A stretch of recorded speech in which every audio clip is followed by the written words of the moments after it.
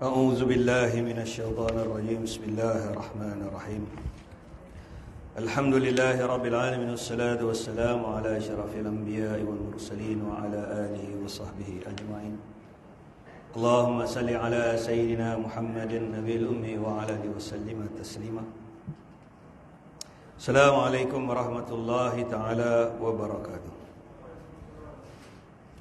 Jadi alhamdulillah tuan-tuan yang dimuliakan oleh Allah Subhanahu wa taala. Malam ni kita sambung semula pembacaan kitab ini, iaitu kitab Fadail Al-Awqat Al-Imam Al-Baihaqi rahmatullah alaih.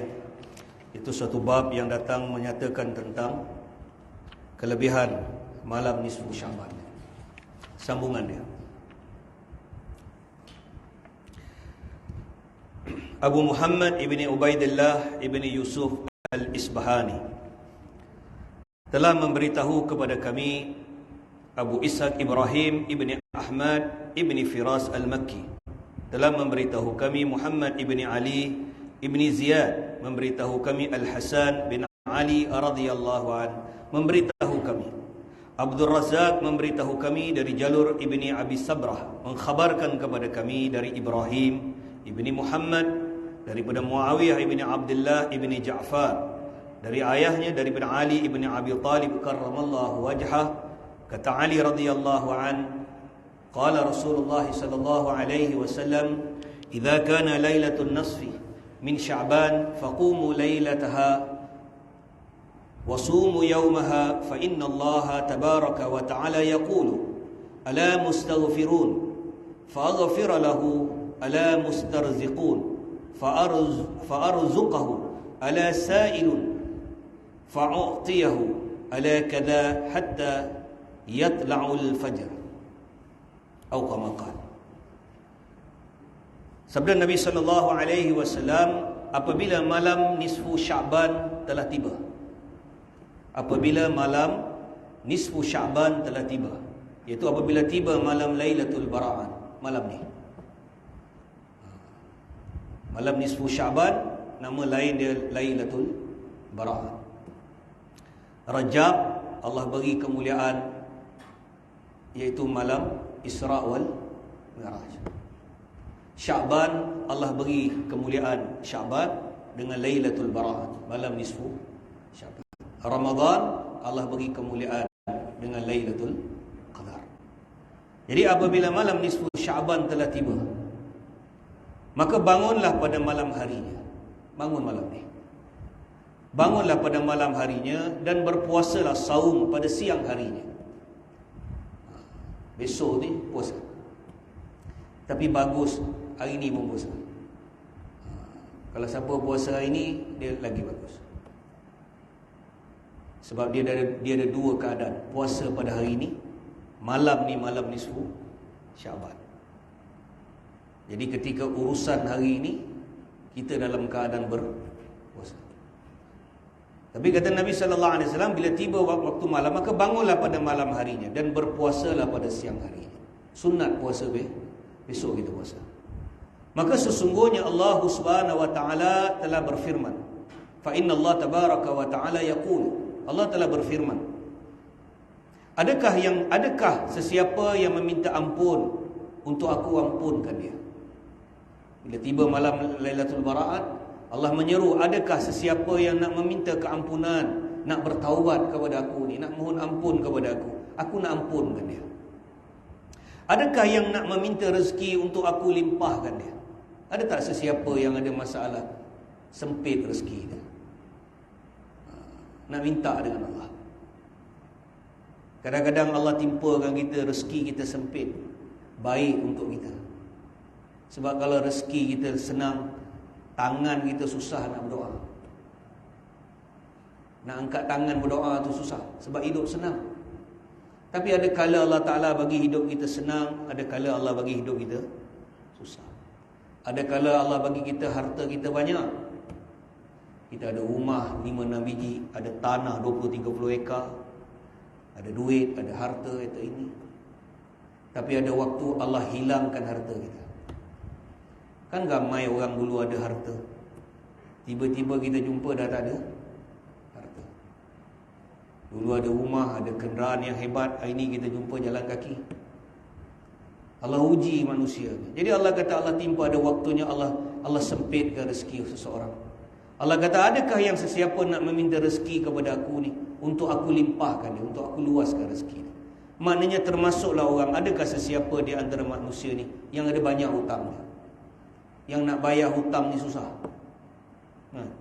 Lihat nak bayar hutang, nak minta senang, nak bayar tu susah. Masa minta semua boleh. Isnin saya bayar, tolonglah abang, saya pinjam. Hari Isnin pagi saya bayar. Dah 30 tahun, Isnin pagi pun dah. Jadi nak ambil duit, nak pinjam tu, urusan pinjam ni senang. Tapi urusan yang paling susah nak bayar. Orang yang paling hebat, orang yang boleh bayar hutang dia. Jadi Allah kata, adakah sesiapa yang sempit rezeki dia, nak minta kepada aku supaya aku limpahkan? Bangunlah. Allah bagi satu waktu istimewa, dia panggil prime time. Hari-hari ni tuan-tuan, tiap-tiap malam ni ada malam dia. Tetapi dah sepanjang malam ni Allah bagi Lailatul Bara' ni, dia panggil rumah terbuka. Macam Perdana Menteri buat satu jamuan hari raya, dia panggil rumah terbuka Perdana Menteri. Semua orang nak pergi makan sate. Jadi Allah bagi satu rumah terbuka bila tiba malam Lailatul Bara'. Jadi kata dalam hadis riwayat Nabi kata, bangunlah pada malam hari dan mohonlah kepada Allah. Sebab Allah menyeru, adakah sesiapa yang meminta rezeki kepada aku nak limpahkan. Adakah yang nak meminta sesuatu, aku nak berikan. Siapa yang ada hajat dalam hati dia, sama ada hajat itu berkaitan ukhrawi, urusan akhirat, atau duniawi, urusan dunia. Kemudian Allah menyeru sebanyak 2 kali, adakah, kata Allah. Ala kadza hatta yatli'ul fajr. Allah kata, adakah? Ada tak lagi? Allah kata. Allah bertanya-tanya, menyeru, ada tak lagi? Sehinggalah yatlu'al fajr, sehinggalah terbit fajar. Sehingga terbit fajar. Kemudian telah berkata marhum Ibni Abdul Aziz memberitahu kami daripada Daud Ibni Abdul Rahman, dari Hisham Ibni Hasan, daripada Al-Hasan, daripada Uthman Ibni Abi Al-As radhiyallahu anhu.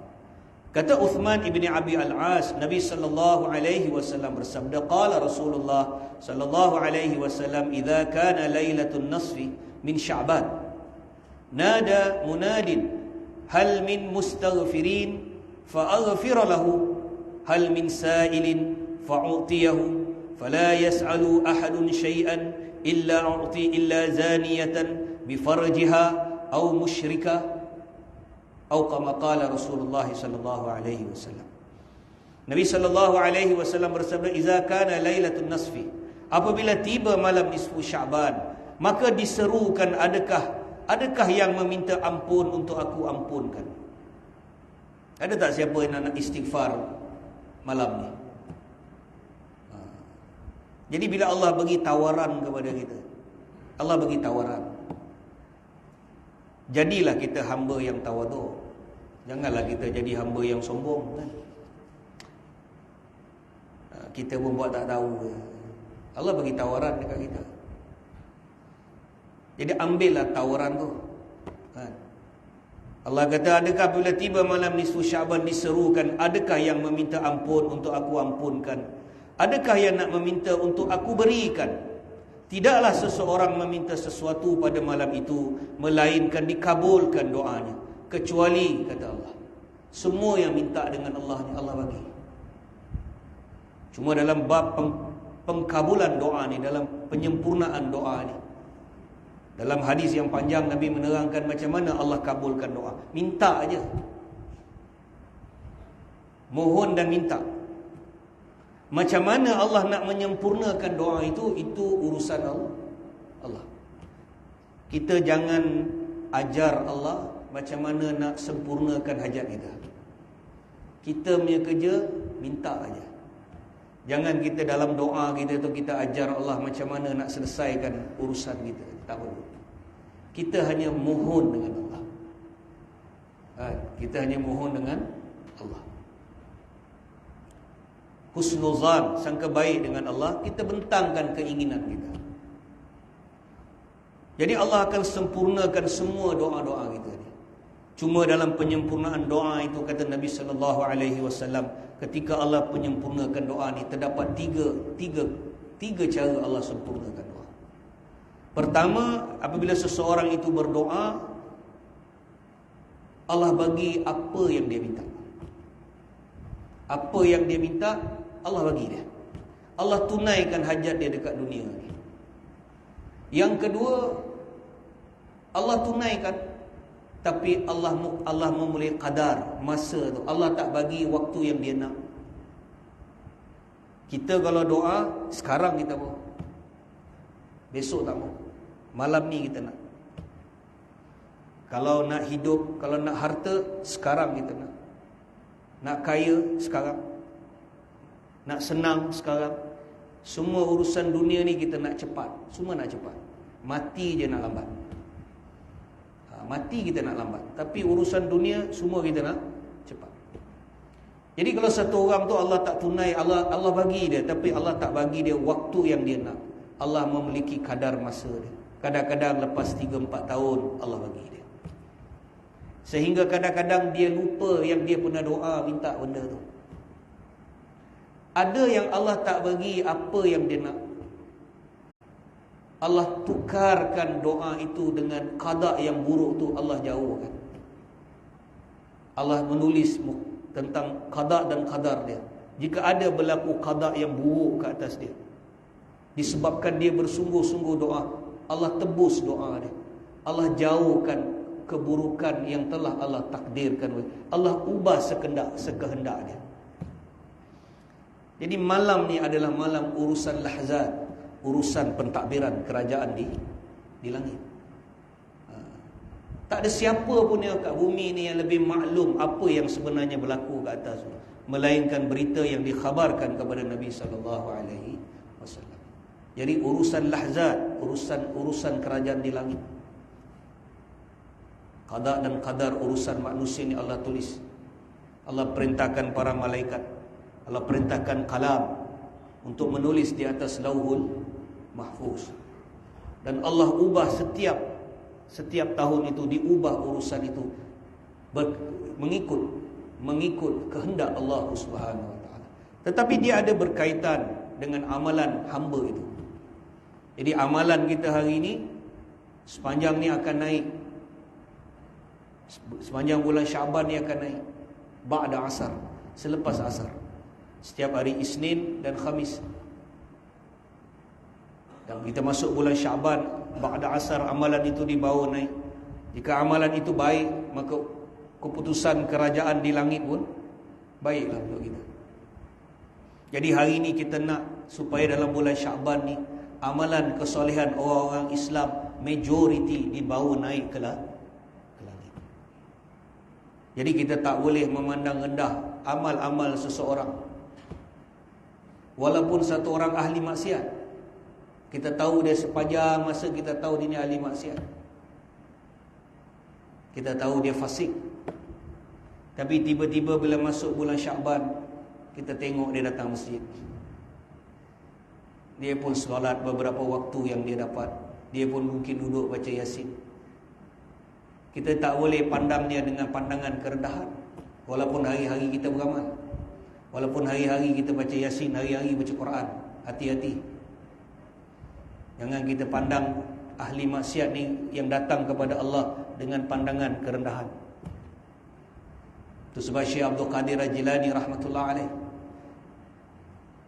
dalam kitab dia beri amaran kepada orang yang beramal soleh ni.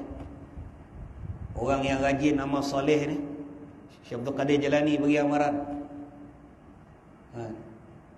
Benda yang paling bahaya orang beramal ni, bila kita rasa diri kita disuci. Kita rasa, kita tengok diri kita, kita rasa kita suci. Kita rasa keislaman kita ni lebih baik daripada orang. Kita tak cakap, tapi hati kita berdetik. Hati kita ni berdetik. Kita rasa keislaman kita ni lebih baik daripada orang lain. Kefahaman kita tentang agama dan sunnah ni lebih betul daripada orang lain. Jaga-jaga. Itu sebab Syekh Abdul Qadir Jilani rahmatullah alaih dalam manaqib dia, apabila dia keluar daripada madrasah Syekh Abdul Qadir Jilani, bila dia keluar pada satu malam, dia keluar, dia tengok ada satu orang pemabuk.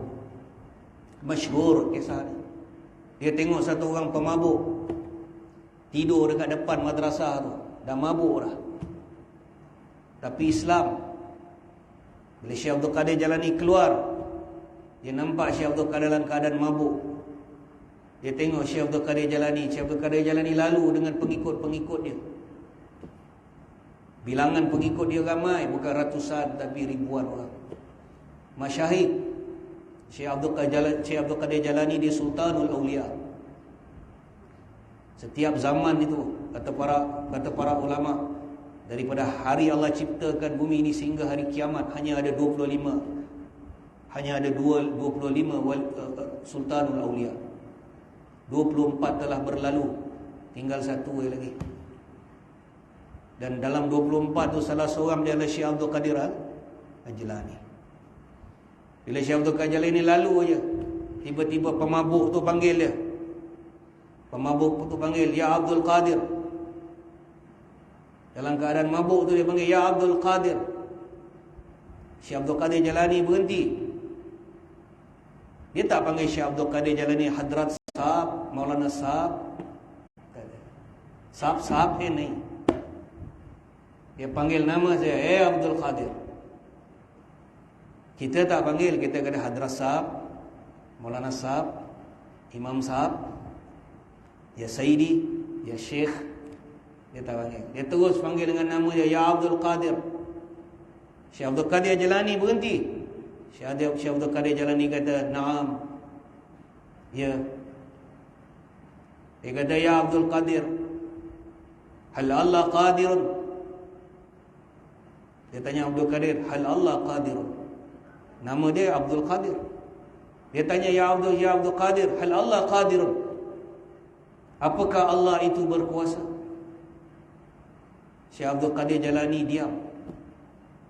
Tiba-tiba tersenyum pada wajah dia.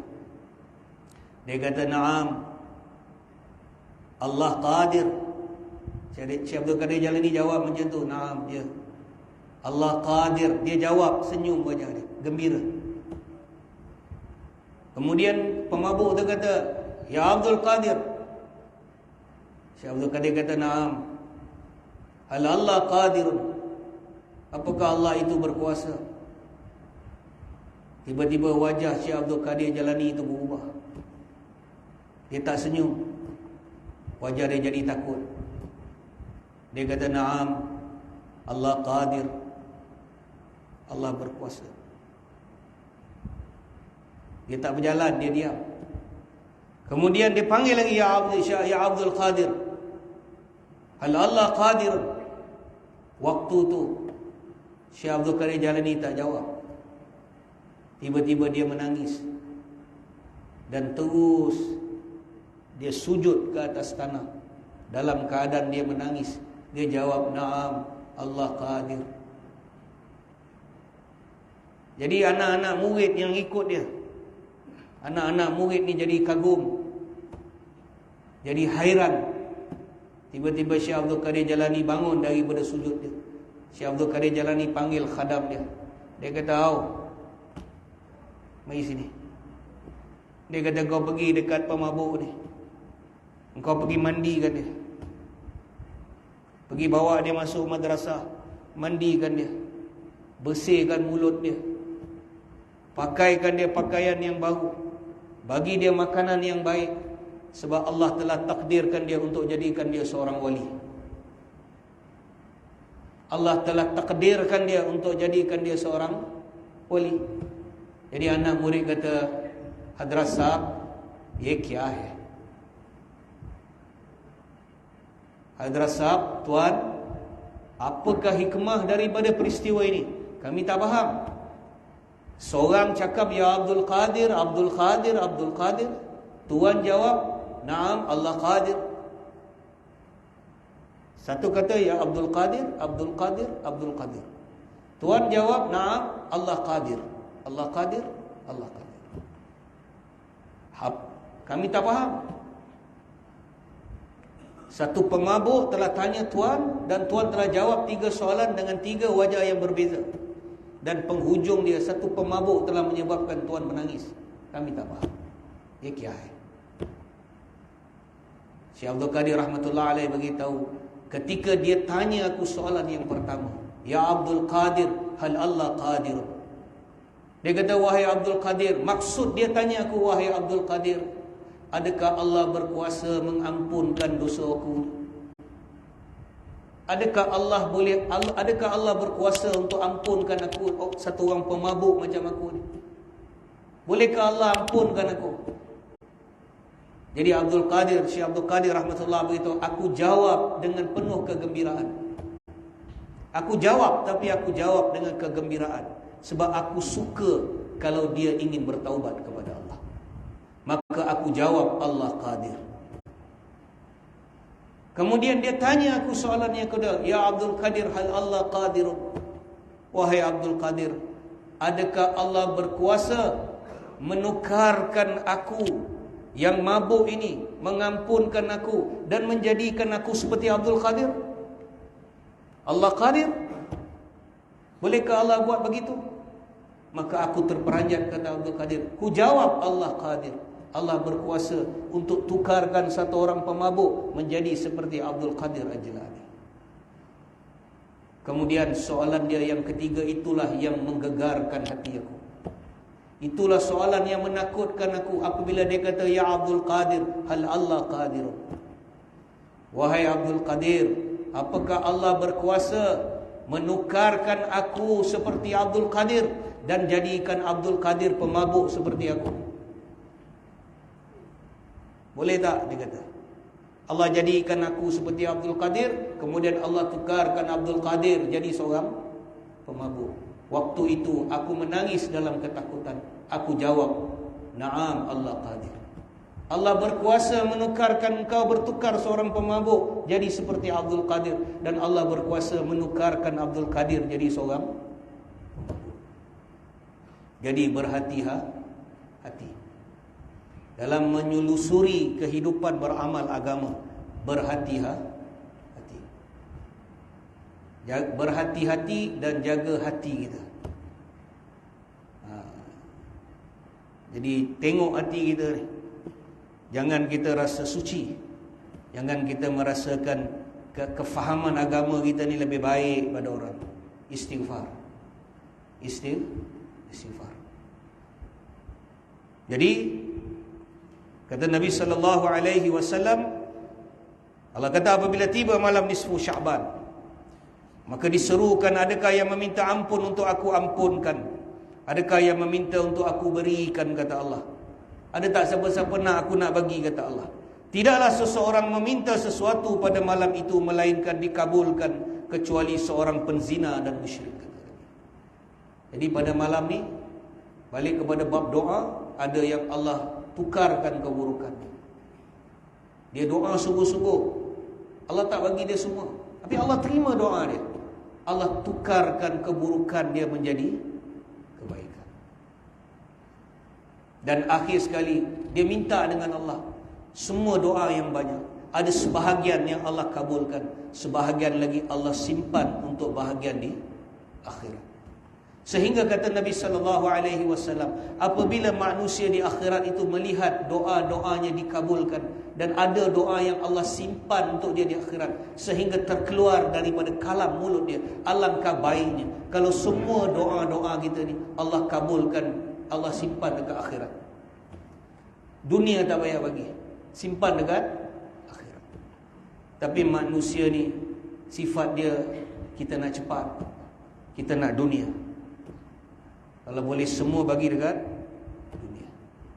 Tapi boleh minta dunia ni, tak salah. Mohonlah kepada Allah. Jadi kata Nabi sallallahu alaihi wasallam, adakah yang nak meminta untuk aku berikan? Maka tidaklah seseorang meminta sesuatu pada malam itu melainkan dikabulkan kecuali seorang penzina. Allah tak terima doa daripada satu orang yang berzina, yang tidak bertaubat daripada zina dia. Nanti orang tanya, macam mana ustaz? Saya ni dulu pernah berzina. Saya dulu lah saya pernah berzina. Tapi saya dah taubat. Dalam hadis ini Nabi kata orang yang berzina, dia kekal berzina dan dia tidak bertaubat. Jadi siapa yang berzina, pernah berzina, bertaubat. Jangan cerita dengan orang dulu saya pernah zina. Jangan cerita. Khatam. Tutup. Dosa yang Allah Ta'ala dah tutup, kita jangan buka. Jangan pergi cerita dengan orang dulu 10 tahun dulu, Hotel Milo tu selalu saya naik. Hotel Milo tu tiap-tiap minggu, seminggu sekali saya mesti naik. Jangan cerita. Jangan cerita dah tutup. Bertaubatlah kepada Allah dengan taubatun nasuha. Taubat dengan Allah, tutup. Jangan cerita. Allah dah tutupkan untuk kita. Jadi orang yang berdosa, yang berzina dan kekal berzina, Allah tak terima doa dia. Dan orang musyrik, orang yang kekal dalam kemusyrikan. Kemudian berkata Urwah ibni Az-Zubair, daripada Sayyidatina Aisyah radhiyallahu anha, kata Aisyah radhiyallahu anha, pada malam nisfu Sya'ban, baginda Rasulullah sallallahu alaihi wasallam meninggalkan selimutku secara diam-diam. Nabi tidur rumah Aisyah, bila malam 15 Sya'ban, Aisyah tengah tidur, Nabi keluar daripada selimut secara diam-diam. Maka Aisyah radhiyallahu berkata, wallahi demi Allah, selimut kami tidak terbuat daripada sutra ataupun daripada kapas. Aisyah kata, selimut yang aku pakai selimut murah ya. Selimut yang tak pun bukan selimut sutra ataupun wool, bulu kambing ataupun daripada kapas. Tiga-tiga ni tak ada. Maka aku, yakni Urwah radhiyallahu berkata, subhanallah, lalu ia terbuat daripada apa? Aisyah radhiyallahu anha menjawab, bahagian dalamnya terbuat daripada bulu dan luarnya daripada kulit unta. Nabi pakai selimut daripada kulit unta. Maka Aisyah radhiyallahu berkata, aku bimbang. Nabi keluar daripada selimut tu diam-diam, pelan-pelan Nabi keluar. Aisyah radhiyallahu anha dia ada sedikit keraguan. Dia bimbang, takut baginda sallallahu alaihi wasallam keluar malam tu pergi rumah bini lain. Ini orang yang ada isteri lebih daripada 2 je faham. Orang ada 2 bini ni, dia faham. Isteri Aisyah radhiyallahu anha bila Nabi keluar diam-diam, tutup pintu keluar, Aisyah muskil. Bada muskil.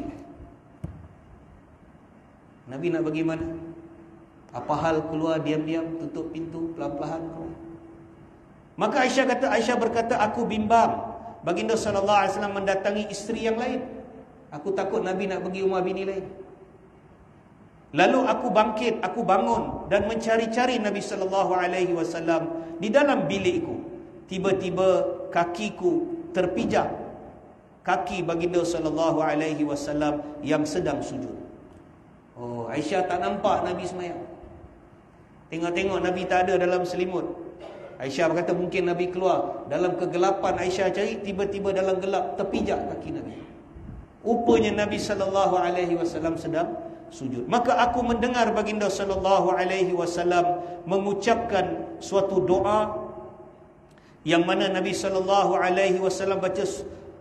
Nabi kata, sajadaka laka sawadi wa khayali wa amana laka fahuwadi wa abu'u laka bin na'ami wa a'tarifu bidh-dhunubil 'azimah zalamtu nafsi faghfirli innahu la yaghfiru dhunuba illa anta.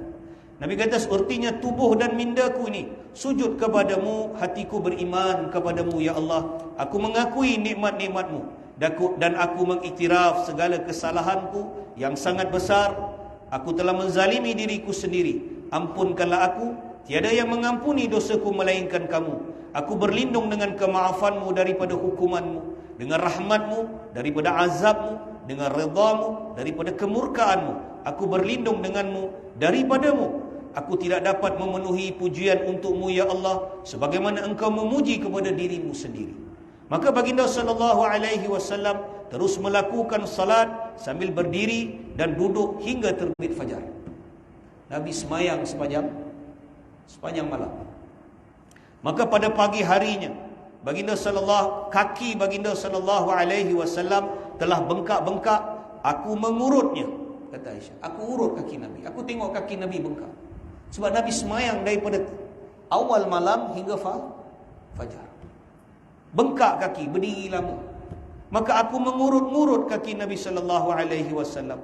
Dan aku berkata kepada Nabi sallallahu alaihi wasallam, aku berkata, demi ayah dan ibuku, mengapakah engkau wahai Rasulullah sallallahu alaihi wasallam memenatkan dirimu?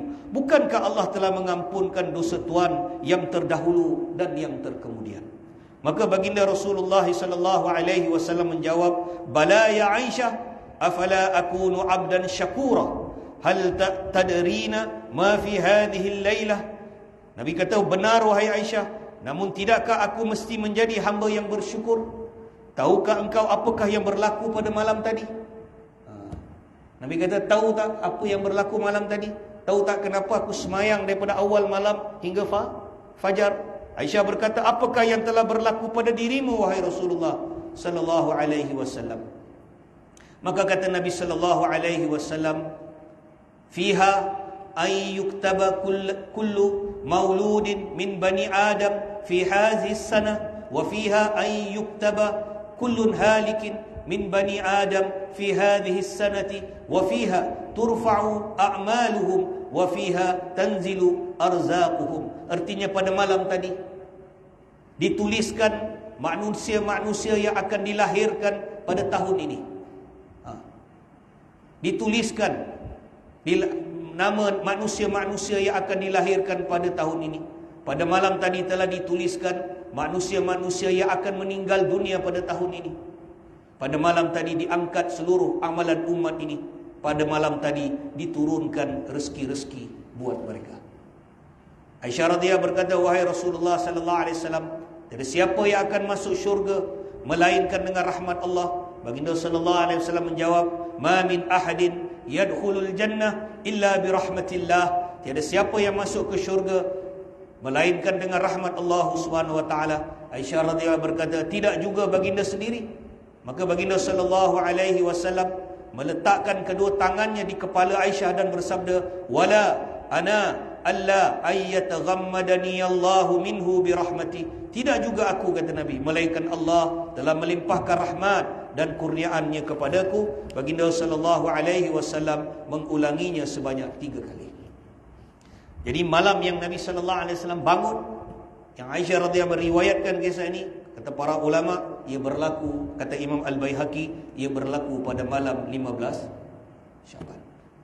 Jadi tuan-tuan yang dirahmati oleh Allah Subhanahu wa taala, bangunlah malam ni. Kita balik selepas sembahyang Isyak ni, kita ini ada capati ya.